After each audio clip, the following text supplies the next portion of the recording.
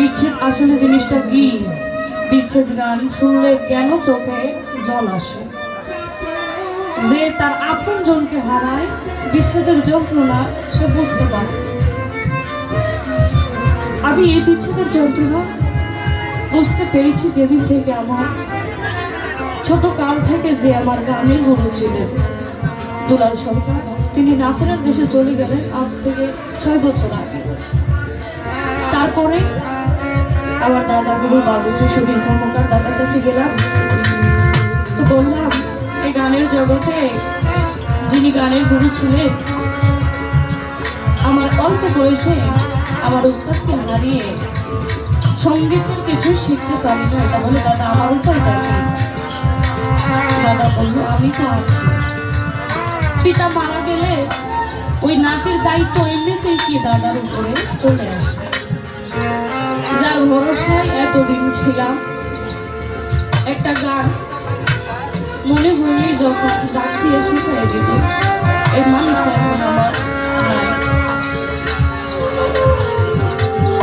কত আদর স্নেহ করতেন, এটা আমি ছাড়া কেউ জানে না।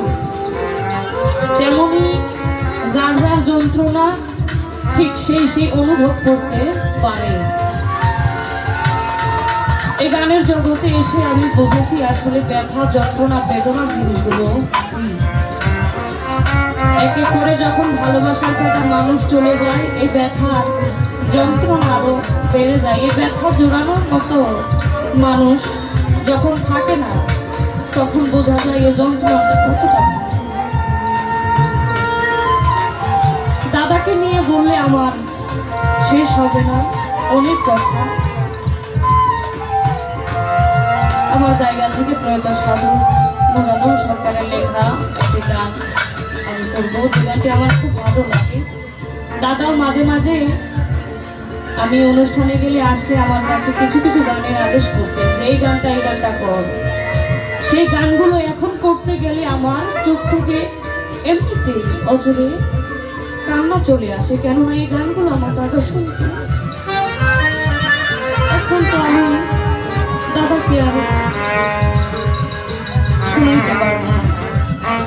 ওই সশরীর নিয়ে আমার সামনে বসে দাদা আমার গানগুলো শুনবে, আমার জায়গা থেকে গানটি রাখি। জানা দিলি রে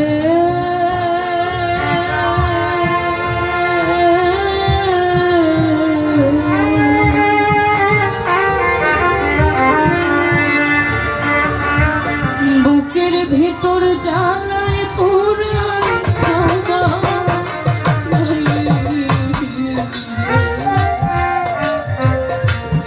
জানা দিলি